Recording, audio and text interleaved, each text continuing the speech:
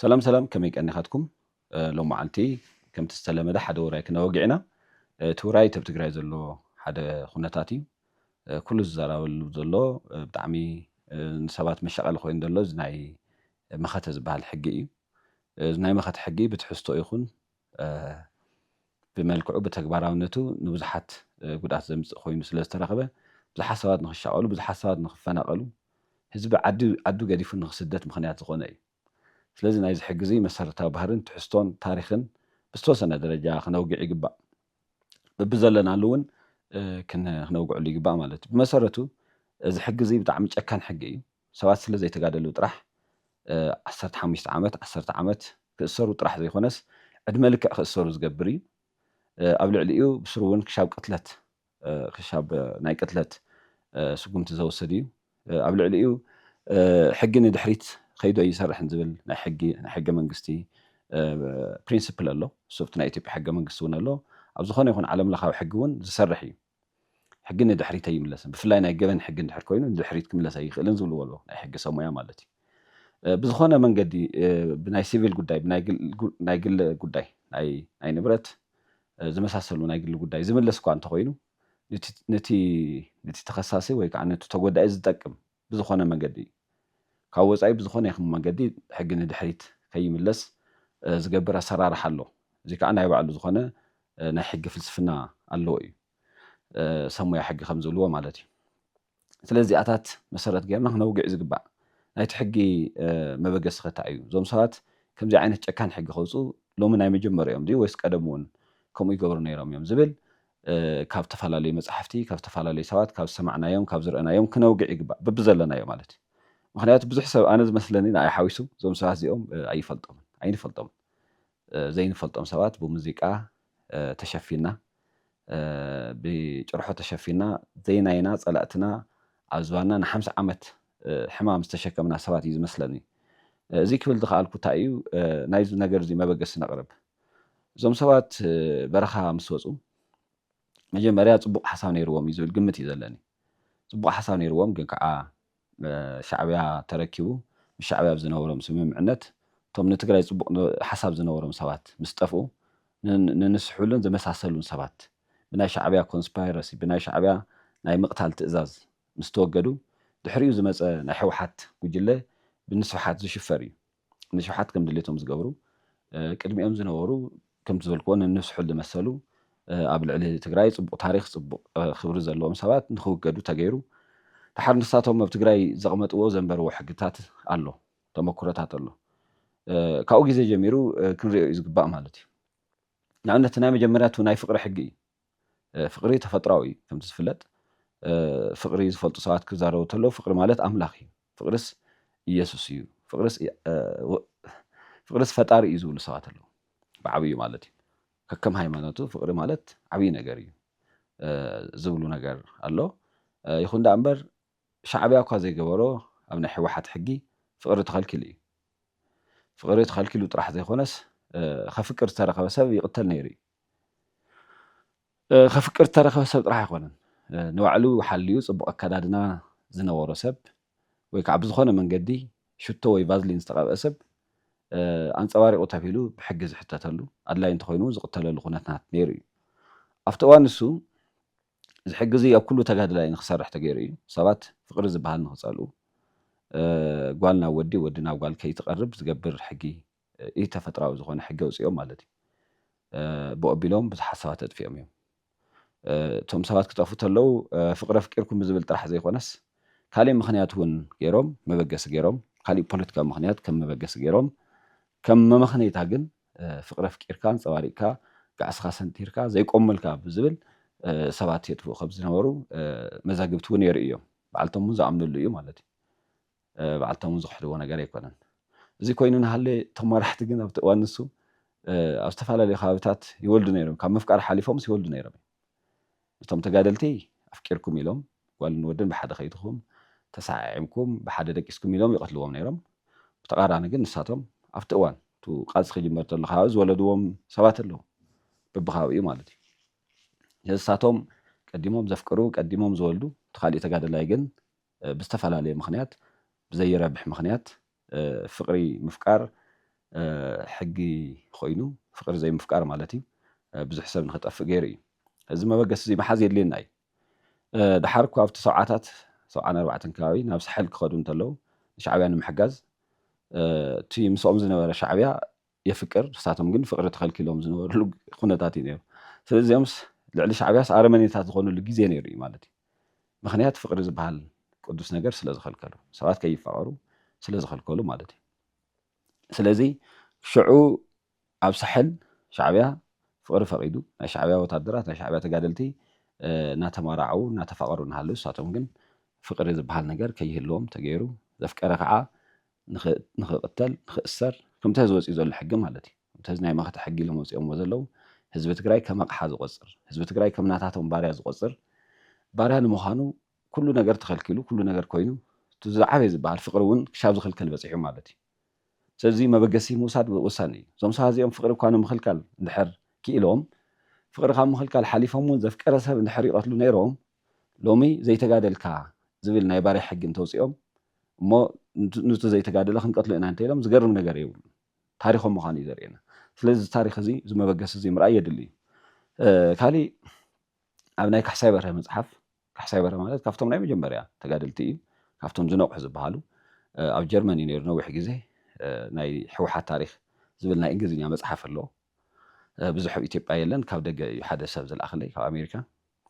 ኣብኡ ምርኣይ ይከኣል እዩ ኣብኡ እንታይ እዩ ዝብል ኣብቲ መጀመርያ ከባብታት ዝኾነ ተጋድላይ ኣጥፊኡ እንድሕር ተባሂሉ ብሓዊ ኣርሲኖም ብኻራ ድዩ ብማዕፂድ የቃፅልዎ ነይሮም ይብል ማለት እዩ ስለዚ ሰብ ብደው ናይ ምቅፃል ሕጊ ነይርዎም ቀደም ኣብቲ መፅሓፍ ብግልፂ እዩ ተቐሚጡ ምንባብ ዘይከኣል እዩ ወይ ከዓ ካሊእ ግዜ ብዛዕባ እቲ መፅሓፍ ክነውግዕ ንኽእል ኢና ስለዚ እዞም ሰባት እዚኦም ምሳና ምስ ሓሳብና ይስማምዐን ኢሎም ዝሓሰብዎ ሰብ ብደው ብሓዊ ንምቅፃል ወይ ከዓ ብገደል ንምፅዳፍ ወይ ከዓ ብምቕታል ዘይሓፍሩ ሰባት ምንባሮም ታሪኮም የርኢ እዩ ዝተፈላለዩ መፅሓፍቲ እውን ተገሊፁ ኣብ ናይ ንገብሩ ኣስራት ተገሊፁ እዩ ኣብ ናይ ሕንፍሽፍሽ መፅሓፍ ኣብ ግርማ ለማ ዝፀሓፎም ቀረባ እዋን ዝተሓተመ መፅሓፍ ተገሊፁ እዩ ኣብ ናይ ኣስገደ መፅሓፍ ብተደጋጋሚ ዝተጠቐሰ እዩ ኣብ ብዙሕ ማለት እዩ እዚኣቶም ሽዑ ዝነበሩ ናይቲ ድርጅት መስረቲ እዮም ስለዚ ኣብቲ እዋን እውን እንተኾነ ንስብሓት ነጋ ናይ ባዕልቶም ናይ ስለላ መዋቅር ኣጣይሾም ብናይ ሻዕብያ መንገዲ ብዓብዩ ናይ ኤርትራ ነፃነት ኣይቅበል ማለት ንኣብነት ዝቐትል እዩ ነይሩ ኣብቲ እዋን ንትግራይ ነፃነት ንቃለስ ኢና ዝብሉ ሰባት ናይ ኤርትራ ነፃነት ብዝኾነ ይኹን መንገዲ ኣይቅበል እንድሕር ኮይኑ ዝተፈላለዩ ቅፅዓት እዩ ዝብየነሉ እቲ ቅፅዓት ከምቲ ዝበሃል ዘሎ ካብ ማእሰርቲ ክሻብ መቕተልቲ ክኾን ይኽእል እዩ ተኣሲሩ ዝተኻኸል ተኮይኑ ብዙሕ ፀገም ዘይክህልዎም ይኽእል እዩ ዝተኻኸል ማለት ኣብቲ ናታቶም ናይ ባርነት ስርዓት ዝኣቱ ተኮይኑ ፀገም የለን ካብኡ ሓሊፉ እቲ ባርነት ዘይቅበል ሰብ ተኮይኑ ግን ይቕተል ማለት እዩ ብኡ ምክንያት ብዙሕ ሰብ ተቐቲሉ እዩ እዚ ካሊእ ሕጎም እዩ ሽዑ ዝነበረ ናቶም ሕጊ እዩ ካሊእ ዝነበረ ሕጊ ሃፅያውነት ንቃወም ኢና ብዝብል ኢምፔርያሊዝም ንቃወም ኢና ብዝብል ሰባት ካዜራ ዝገበሩ ሰባት ወይ ባርኔጣ ዝገበሩ ሰባት ከም ሃፅያውያን ተርእዮም ባርኔጣ ምግባር ተራ ነገር እዩ ስለዚ እቶም ባርኔጣ ዝገብሩ ሃፅያውያን ኮይኖም ሃፅያውነት ክነጥፍ ኢና ብዝብል ሕጊ እዚ እውን ሕጊ እዩ ሃፅያውነት ምስ ሃፀይ ዮሃንስ ብዝኾነ ይኹን ምስ ሃፀይ ሃይለስላሴ ምስ ካልኦት ብዝኾነ ይኹን መንገዲ ዝምድና ምምስሳል ዘለዎ ወይ ከዓ ናታቶም ኣምልኾ ይኽተል እዩ ብዝበሃል ሰብ ብምሉእ ንክቕተል ተገይሩ እዩ እዚ ኣብፃኢ ዘሎ ታሪክ የርእየና እዩ ፃኢ ብዙሕ ሰብ ከም ዝተቐተለ እዩ ዝፍለጥ ንኣብነት ማለት እዩ ኣብፃኢ ጥራሕ ኣይኮነን ብዙሕ ቦታ እዩ ዝቐትሉ ባዶ ሽዱሽተ ብዙሕ ቦታ ኣሎ መቐለ ኣሎ ንኣብነት ኣብ ዝሓለፈ ስር በቆስ ለውጢ ኢልና ኣብ ዝወፃናሉ ግዜ እቲ ባዶ ሽዱሽተ እትዮም ናይ እንታይ ዓይነት ገሃነም ምዃኑ ርኢና ኢና ብዓይና ኣብኡ ዝነበሩ ሰባት እውን ይምስክሩ እዮም ስለዚ ናይ ፍቅሪ ጥራሕ ዘይኮነስ ሰብ ከየፍቅር ተፍቂሩ እውን ክቕተል ክእሰር ጥራሕ ዘይኮነስ ወላዲኡ ሃፀይ ዮሃንስ ናይ ትግራይ ትግሪ ጥራሕ ዘይኮነስ ናይ ኢትዮጵያ ናይ ኣቢሲንያ ንጉስ ዝኾኑ ሃፀይ ዮሃንስ ዘርኢ ኮንካ ምርካብ ብሓደ ወገን ብካሊእ ወገን ብናይ ባዕልካ መንገዲ ባርኔጣ ጌርካ ካዜራ ጌርካ ምርካብ ዘእስርን ዘቐትልን ገበን ሕጊ እዩ ነይሩ እዚ ግን ተፅሒፎ ይንረኾን ከምቲ ህዚ ዝገብርዎ ዘለዉ ተህዚ ናይ መወዳእታኦም ስለ ዝኾነ ኩሉ ነገር ይናዘዝ እዮም ዘለዉ ከምዚ ሕማቕ ሰብ ክኣርግ ተሎ ወይ ዝኾነ ሓጢኣት ዘለዎ ሰብ ክኣርግ ተሎ ሓጢኣቱ ዝናዘዝ ማለት እዩ እዞም ሰባት እዚኦም ቅድሚ ህዚ ፀሓፍዎ ሕጊ የለን ንኣብነት ፍቅሪ ዝተኸልከለ ብዛዕባ ፍቅሪ ዘውፀዎ ሕጊ ክልከላ ብግልፂ ዘርኢ ዓንቀፅ ዘርኢ ሕጊ የለን ከም ተኸልከለ ፍሉጥ እዩ ተኸልከለ ፍሉጥ እዩ ግን ዝርዝር መፈጸሚ ሕጊ ግን የብሎም ያው ናይ ባዕልቶም መንገዲ ምናልባት ዘይተፃሓፈ ሕጊ ክኾን ይኽእል እዩ ወይ ፅሒፎም እውን ተወሰኑ ሰባት ሒዞም ዝተረፉ ክኾን ይኽእል እዩ ክሻብሎም ኣነ ይረኽቦን እቲ ዋና ነገር ንረዳድእሉ ዘፍቀረ ሰብ ይቕተል ነይሩ እዩ ዘፍቀረ ሰብ ይቕተል ነይሩ እዩ ምፍቃር ይከኣል ነይሩ ምብልጭላጭ ባዕሉ ጋዕስኻ ሰንቲርካ ምርካብ የቕትል እዩ ነይሩ ድሕሪኡ ብዝተፈላለየ መንገዲ ሓሳብ ምቋም ባዕሉ የቃፅል እዩ ነይሩ እዚ ኣብ ካሕሳይ በርሀ ብግልፂ ተቐሚጡ እዩ ምርኣይ ይከኣል እዩ የቃፅል ማለት ማዕፂድ ካራ ገለ እናርሰኑ እቲ ሰብ የቃፅልዎ ብደቡ ማለት እዩ የቃፅልዎ እንታይ እዮም ዝገብርዎ ገሊኡ ኣካል ጉዱእ ይኹን ገሊኡ ሞት ማለት እዩ ስለዚ እዞም ሕግታት እዚኦም ዝነበሮ ስርዓት እሞ ከዓ ሰብ ኣብ ዝምልከቶን ኣብ ዘይምልከቶን ተሓታቲ ዝኾነሉ ግዜ ማለት እዩ ኣብነት ናይ ኤርትራ ነፃነት ካብቶም ዘቕትሉ ወይ ዘእስሩ ሓደ ጉዳይ እዩ ሓደ ትግራዋይስ ናይ ኤርትራ ነፃነት ይኣምንን ተሓቲቱስ ወይ ከዓ በካይዳው ናይ ኤርትራ ነፃነት ተቃዋሚ ኮይኑ ተተረኺቡ ይቕተል ማለት ይእሰር ስለዚ ክንዚ ዝኣክል ጭካነ ዝነበሮ ስርዓት ፓርቲ ካብቶም መስረቲ ዝኾነ ሓደ ግደይ ዘርኣፅዮን ሓደ ግዜ ዝተዛረቦ ነገር ኣሎ ብስሩ ካብቲ ተጋደላይ እቲ መብዛሕትኡ ተሰዊኡ ዝበሃል ካብቲ ፀላኢ ቀቲልዎ ዝበሃል ካብቲ ደርጊ ቀቲልዎ ዝበሃል ባዕልና ዝቐተልናዮ ይበዝሕ ኢሉ ባዕሉ ስለ ዝነበረ ማለት ክሳብ 77 ናብኣቶም እዩ ነይሩ ካብቶም ወሰንቲ ዝበሃሉ ናይ ተሓሕት ናይ ሕወሓት ሰባት እዩ ነይሩ ስለዚ ደርጊ ካብ ዝቐተሎስ ባዕልና ዝቐተልና እዩ ዝበዝሕ ኢሉ ተዛሪቡ እዚ ክብል ተሎ ዋላ ዓርኩ ኣረጋ ወርሀ ክሕጎስ ኣይኽእልን ምክንያቱ ካብቶም ቀተልቲ ኩሎም ስለ ዝነበሩ ማለት እዩ ስለዚ እንታይ ንማሉ እቲ መልእኽቲ እንታይ እዩ እቲ ሎም ወፂኡ ዘሎ ናይ መኸተ ሕጊ ኩሉ ሰብ ርእይዎ እዩ ዘራርበሉ ኣሎ እዩ ሶሻል ሚድያ እዩ ደስ ዝብል ነገር ዝተሓበ ነገር ይብሉ ኣብኡ ክሻብ ቅትለት ክሻብ ሞት ዘቕፅዕ ነገር ኣሎ እዚስ መበገሲኡ እንታይ እዩ ዝብል ንምርኣይ ፃዕሪ ዝገብር ዘሎ መበገሲኡ ሲ ስኢሉ ዝመፀ ሎመዓልቲ ደብረፅዮን ዝበሃል ሓደ ዘይረብሕ ሰብኣይ ዘምፅኦ ነገር ኣይኮነን ካብ መሰረቱ ንስብሓት ውድብ ካብ ዝቆፃፀሩ ጀሚሮም ምስ ሻዕብያ ኮይኖም ኣብ ትግራይ ዘምፀዎ ሕጊ የለን ዘየጥፈእዎ ሰብ የለን ብስም ፍቅሪ ሓደ ግዜ ካሊእ ግዜ ብሓሳብ ምሳናይ ተሳነየን ብዝብል ካሊእ ግዜ ሕንፍሽፍሽ ብዝብል ብዓዲ ብኸባቢ ብቤተሰብ በውራጃ ብዞባ እናገበሩ ሰብ ብዙሕ ሰብ የመጥፊኦም ስለዚ እዚ ምፍላጥ የድሊ እዩ ሰብ ሎሚ ብዙሕ ሰብ ዝግረም ሶሻል ሚድያ ስለ ዘሎ እዩ ምናልባት ሚድያ እንተዘይህሉ ወይ ሶሻል ሚድያ እንተዘይህሉ እዚ ነገር እዚ እውን ተሓቢኡ ዝተርፈሉ ዕድል ክህሉ ነይሩ እዩ ማለት ዝተወሰኑ ሰባት ሒዞሞ ተኻሊእ እናሞተ ንሳቶም እናቐተሉ ዝቕፅልሉ ኩነታት ክፍጠር ነይሩ እዩ ማለት እዩ ስለዚ ሎሚ ናይ ሶሻል ሚድያ ግዜ ስለ ዝኾነ ኣብዚ ምድሪ እዚ ዝሕባእ ነገር ስለ ዘየለ ኣብ ትግራይ ጥራሕ ዘይኮነ ሰፍቲ ስልጡን ዓለም እውን ዝግበር ነገር ብምሉእ ብብእዋኑ ዶም ብዝበለፀ መንገዲ ዝቃልሐሉ ኩነታት ስለ ዘሎ ኣብ ትግራይ ዝወፅእ ሕጊ ብቐጥታ ይኹን ብተዘዋዋሪ ክሕባእ ኣይከኣለን ማለት እዩ ስለዚ ተህዝ ዘሎ ሕጊ ብዙሕ ሰብ ዘደንገፆ ኮይኑ ግን ከም ሓድሽ ነገር ምርኣይ ትክክል ኣይኮነን እዩ እዚ ሓድሽ ነገር ኣይኮነ ዝሓለፈ በረኻ እውን እቲ በረኻ እናሃለየብቲ 2013 ጀሚሩ ተመሳሳሊ ሕጊ ነይሩ እዩ መራሒ ዝሓመየስ ይእሰር ብምሕማይ ጥራሕ ማለት እዩ ክንዚ ዝኣክል እዚ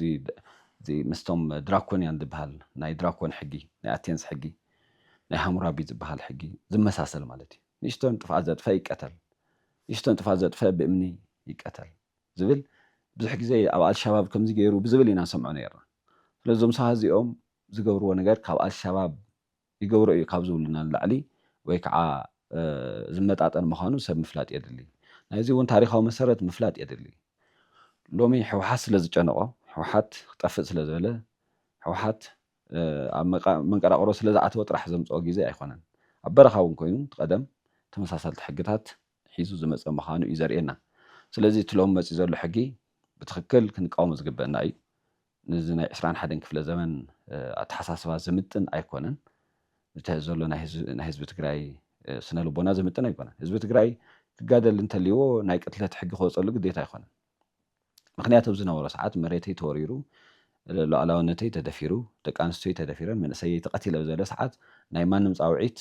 ኣይደልየን ኩሉ መንእሰይ ናብ በረኻ ከቲቱ እዩ ኣብ ትግራይ ዝነበረ ጥራሕ ዘይኮነስ ካብ ኣሜሪካ ካብ ኣውሮፓ እንተይተረፈ ሰባት ተጋዲሎም እዮም ኣብ ኣዲስ ኣበባ ዝነበሩ ሰባት ተጋዲሎም እዮም ካብ ኩሉ ኢትዮጵያ ትግራይ ከይዱ ናብ ሞት ከይዱ ሂወት ከምፅእ ሰሪሑ እዩ እዚ ግን ዝኾነ ሕጊ ስለ ዘውፅኦ ኣይኮነን ንሳቶም ሕጊ ስለ ዘውፅኦ ወይ ንኣቶም ዘምልኽ ሰብ ንኣቶም ዝፈርሕ ሰብ ስለ ዝበዝሕ ኣይኮነን ምእንቲ ህዝቢ ትግራይ ምእንቲ ህዶ ትግራይ ምእንቲ ሓፍቱ ምእንቲ ሓው ክብል እዩ ኩሉ ሰብ ዝተጋደለ ማለት እዩ በቢ ዘለዎ እውን ዝተኣሰረን በቢ ዘለዎ ዝኽእሎ ኩሉ ዝገብር ዝነበረን ተዘውፅኦሞ ዘሎ ሕጊ ስለ ዝነበረ ኣይኮነን እንታይ ዳ ብናይ ባዕሉ ልቦና ሕገ ልቦና ዝበሃል ሰብ ኣሎ ዝበሃል ነገር ኣሎ እቲ ልዕሊ ትግራይ ዝግበር ነበረ ኩለ መዳያዊ ጥፍኣት ብሰሜን ብደቡብ ብምብራቕ ብምዕራብ ስለ ዘይተቐበለ መንነቱን ክብሩን ንምሕላው ክብል ተጋዲሉ እዩ ብኣንጻሩ እቲ ሎም ኣውፂኦሞ ዘለዉ ሕጊ ናይ ውድቀቶም ምልክት ምዃኑ እኹል መረዳእታ እዩ ደብረፅዮን ሕጊ ስለ ዝፀሓፈ ዝወፅእ ሰብ ኣሎ ኢልካ ይሕሰብን ጠመንጃ ክትቦም ትኽእል ኢኻ ከምቲ መንግስቲ ሃይለማርያም ዝበለ እዩ መንግስቲ ሃይለማርያም እንታይ ኢሉ ይግፈፉ እቶም መናእሰይ እሞ ካብ መኪና ዘሊሎም ይሞቱ ማለት እዩ ስለዚ እንታይ እዩ ገርሞ ነረፍቲ ዘረብኡ ዝኾነ ዘረብኡ ሂወት ንምድሓን ምህዳም ሓደ ነገር ኢሉ ካብ መኪና ዘሊልካ ሙማት ግን ስታይ ይበሃል ዝበሎ ነገር ኣሎ እዚ እንታይ እዩ ኣብቲ እዋን እቶም ሰባት ብግልፂ ዕላማ ዘይምንባሩ እዩ ዘርእየካ እቶም መናእሰይስ ዕላማ ሃሊዎም ምክንያት ሃሊዎም ክጋደሉ ዘይኮነስ ብናይ ሰፈር ካድረታት ብናይ ሰፈር ሚሊሻታትን ዕጡቃትን እናተገፈፉ ናብ መኪና ይፀዓኑ ነይሮም ስለዚ ናብ መኪና ክፀዓኑ ተለዉ ናበይ ይኸዱ ከም ዘለዉ ስለዘይፈልጡ ወይ ከዓ ኣብ ቅድሚኦም ሞት ጥራሕ ከም ዘሎ ስለ ዝርድኡ ካሊእ ዕላማ ካሊእ ምክንያት ስለ ዘይነበረ ዘሊሎም ክሻሙማት ይበፅሑ ማለት እዩ ስለዚ ሎሚ እንተኾነ ገፊፎም ይወስደሎ እዮም ንምሕተ የብሉን መብዛሕትኡ ሰብ ይቃወሞም ኣሎ እዩ ገጥሞም ኣሎ እዩ የውግዞም ኣሎ እዩ ይሕፍሮም ኣሎ እዩ ዓብዪ ቃልሲ ዝገብር ዘሎ ብኣንጻሩ ዝተወሰኑ ሰባት ዝተወሰኑ ዓይኖም ገንበር ዝገበሩ ሰባት ነቲ ህዝቢ ከሳቂዎ ዝወሰኑ ሰባት ፅባሕቲ ሓተቲ ዝኾኑ ሰባት ኣብ ዝተፈላለዩ ከተማታት ሰብ ይገፍ ኣለዉ እዮም ስለዚ ዝተገፈፈ ሰብ ምስ ከደ እንታይ እዩ ክኾን ዝብል ምሕሳብ የድሊ መጀመርያ ኣብ መንገዲ ክጠፊ እዩ ኣይኸድን ካብኡ ግን እንተኸይዱ በትርን ብጥይትን ናብኡ እንድሕር በፂሑ ኸ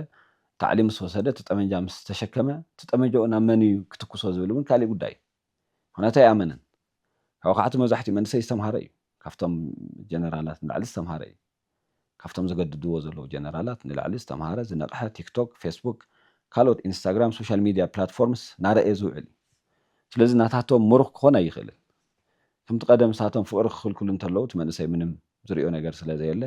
ኣብ በረኻ ወሲዶም ወስሓል ወሲዶም ንጥይት ይቕይርዎ ነይሮም ጠመንጃ ማለት ንሻዕብያ ኣብኡ ባርያ ኮይኖም የንብርዎ ነይሮም እቲ ሻዕብያ ዝረኸቦ ፍቅሪ እኳስ ከይረክብ እዮም ዝገብርዎ ነይሮም ስለዚ እዚ ዝግበረሉ ዘመን ኣይኮነን እቲ መንእሰይ ይኣኽለኒ ኢሉ ንክዕመፅ ብዙሕ ምክንያት እዩ ዘለዎ ሓበሬታ ንክረክብ ብዙሕ ምክንያት እዩ ዘለዎ ኣብቲ ዝኸደ ኩሉ ኣንጻሮም ንክቃለስ ተዓጥቀን ኣይተዓጥቀን ብዘየገድስ ኣንጻሮም ንክቃለስ ብዙሕ መንገድን ብዙሕ ምክንያት እዩ ዘለዎ ጠመንጃ እንተይቦም እውን ብቲ ጠመንጃኡ ዝውስኖ ውሳነ ባዕሉ እዩ ዝፈልጥ ማለት እዩ እቲ ዝዓበየ ነገር ንርኢ ዘለና እዞም ሰባት እዚኦም ቀተልቲ ምዃኖም እዞም ሰባት እዚኦም ናይ ኣወል ስዒድ ምዃኖም ናይ ኢሳያስ ኣፈወርቂ ናይ ሻዕብያ ምዃኖም ንህዝቢ ትግራይ ዘይረውሑ ምዃኖም ዝኩሉ ዝተቐተለ ብሻዕብያ ዝተቐተለ መንእሰይ ትግራይ ዝተደፈራ ደቂ ኣንስትዮ ትግራይ ዘገድሶም ዘይምዃኖም እኳ ደኣስ ናይ ሻዕብያ መቐፀልታ ምዃኖም ናይ ሻዕብያ መቐፀልታ ብምዃኖም ከዓ ከምዚ ዓይነት ጨቋንን ቀታልን ዓማፅን ሕጊ ሒዞም ምምፅኦም ዓብዪ ነገር እዩ ዓብዪ ገላፂ ነገር ንህዝቢ ትግራይ ዓይኒ ዝገልፅ እዩ ምክንያቱ ቅድም ኢሉ ሰብ እንታይ እዩ ዝብል በቃ ናይ ማሕረስ ሰባት ከም ዝኾኑ ፍትሓውያን ከም ዝኾኑ ናይ ኩሉ ትግራዋይ ከም ዝኾኑ ወዘተርፈ ዝዝረቡ ዝነበሩ ዝተሰሓሓቶ ባህላታት በዓልቶም ብፅሑፎም የፍርስዎም ኣለዉ ማለት እዩ የፍርስዎም ኣሎ እዮም ስለዚ ኣብ መወዳእታ ክብሎ ዝደሊ ነገር እንታይ እዩ እቲ ሓደን መሰረታውን ነገር ሕወሓት ዝበሃል ድርጅት ብፍላይ ንስብሓት ነጋ ናይ ግሊ ገይሮም ምስ ሻዕብያ ምስ ዓረብ ብሓደ ኮይኖም ድሌቶም ዝገብርሉ ድርጅት ምስ ኮነ ኣብ ልዕሊ ህዝቢ ትግራይ ኣብ ልዕሊ መንእሰይ ትግራይ ዘይገበርዎ ነገር የለን ኣብ ልዕሊ ደቂ ኣንስትዮ ዘይገበርዎ ነገር የለን ደቂ ኣንስትዮ ብምዕማፅ መንእሰይ ትግራይ ብምርሻን ፊዳል ኢምፔርያል እናተባሃለ ሃፅያው እናተባሃለ ዓበይቲ ዓዲ ኣኪብካ ብምቕታል ካብ ሻዕብያ ዝገደደት ኮይኑ ካብ ሻዕብያ ዝሐሸ ነገር የብሎምን ምንም ማለት እዩ እዚ ቅድም እንተይልካ ያው የውግዝ እዩ ነይሩ ሎሚ ግን በዓልቶም ስለ ዝገብርዎ ኣለዉ ስለ ዝብልዎ ዘሎ ብዙሕ ሰብ እዚ ንክፈልጥ ፀገም የብሉን ትቅድም እንታይ እዩ ድሓር ዝሐሸ ነገር ናመፀ ስለ ዝኸደ ብኡ ዝተሸፈነ ሰብ ብዙሕ እዩ ምልስ ኢሉ ንድሕሪት ግን እዲኡ ኢኻ እናተባሃለ ናይ ሃፀይ ዮሃንስ ዘርኢ ኢኻ እናተባሃለ ፊውዳል ኢኻ እናተባሃለ ምሳናይ ተሳነኻ እናተባሃለ ወዲ ዓድና ኣይኮንካን ቤተሰብና ኣይኮንካን እናተባሃለ ፀቢቡ ካብ ቤተሰብ ካብ ዓዲ ካብ ኣተሓሳስባ እናበለ ብዙሕ ሰብ ይጠፍዩ ብዙሕ ሰብ ብብሰፈሩ ሳቶም ዘይጥፈአሉ ዓድን ከባብን የለን ኩሉ እዮም ኣጥፊኦም ምክንያቱ ዋላ ሓዎም እንተኾነ ብሓሳብ ዘይተሳኒቦም የጥፍእዎ ወዲ ዓዶም ኮይኑ ብሓሳብ እንድሕር ዘይተሳኒቦም የጥፍእዎ ወዲ ዓዶም እንተዘይኮይኑ ንሱ ዘለዎ ሓሳብ ዓዲ ምክንያት ብምግባር የጥፍእዎ ስለዚ እዞም ሰባት እዚኦም ዝለዓለ ጥፍኣት ዝፈፀምሉ ትግራይ ምዃኑ ክፍለጥ ኣለዎ ትግራይ ናታቶም ግፍዒ ተሸኪማ ትነብር ዓዲ እያ ናቱ መቐፀልታ ድማ እቲ ሎሚ ዝገብርዎ ዘሎ እዩ ሎሚ ትማሊ ማለት ዓሚ ቅድሚ ዓሚ ምእንቲ ህዝቢ ትግራይ ምእንቲ ክብሩ ምእንቲ ባዕሉ ብዙሕ ሰብ ከም ዘይተቃለሰ እሱ ረሲዖም ሎሚ ንመንእሰይ ትግራይ ዘገድድ ሕጊ መንእሰይ ትግራይ እንተሓሚኻ እንተተዛሪብካ እንተተቃየምካ እንተዘይተጋዲልካ ብዝብል ማእሰርትን መፈራርሕትን መቕተልትን በይኖምሉ ይርከቡ ስለዚ እዙይ ሓዲስ ዝመፀ ነገር ኣይኮነን ታሪካዊ መሰረት ኣለዎ እዩ ኩልና ክነግዞ ኩልና ክንቃወሞ ይግባእ እዚ ዝገብሩ ሰባት በብኸባቢኡ እውን ክንገጥሞም እዩ ዝግባእ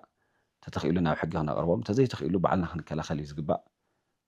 ዝኾነ ኣንሽቲ ዝኾኑ ሰብኦት መፂኦም መንእሰይ ክሓፍስሉ ዝኽእሉ ኣካላዊ ይኹን ሞራላዊ ዓቕሚ የብሎምን ስለዚ ክሰዓሩ ናብ ሕጊ ክቐርቡ እዩ ዝግባእ ማንም ሰብ ይሽኽሎም ኣይግባእን ባዕሉ እውን ንባዕሉ ናይ ምክልኻል መሰል ኣለዎ ካብ ዝኾነ ይኹን ጥቕዓት መንእሰይ ትግራይ ዝሕግዙ ምንፃግ ጥራሕ ዘይኮነስ ኣብ መሬት ሂወት ከይዘርእ ኣብ መሬት መንእሰይ ከይሕፈስ እቲ መንእሰይ ብግሊ ይኹን ብሓባር እናተወደበ ክቃለሶምን ክቃልዖምን እዩ ዝግባእ ሕዚ ናታቶም ውድቀት እንታይ ግድን እዩ ዝወድቁሉ ግዜ እዩ በፂሑ ዘሎ ብሓሳብ ወዲቖም እዮም እንታይ እዩ ዝቐሪ ያው እቲ ዝወደቐ ስርዓት መዛዘሚ ዝረኽበሉ ግዜ ማለት እዩ ሙዳቖም ሓደ ነገር ኮይኑ ጠቕላላ ተኣኪቦም ተኣራርዮም ናብ ሕጊ ዝቐርብሉ እቲ ኣብ ትግራይ ዘንበርዎ ዘይፍትሓዊ ዘይሕጋዊ ስርዓት ከዓ ዝፈርሰሉን ተጠያቕነት ዘለወሉን ኩነታት ክፍጠር ኩልና ክንሰርሕ ኣለና ዝብል ርእይቶ እዩ ዘለኒ ስለ ዘዳመፅኩምኒ ይቐኒየለይ ሰላም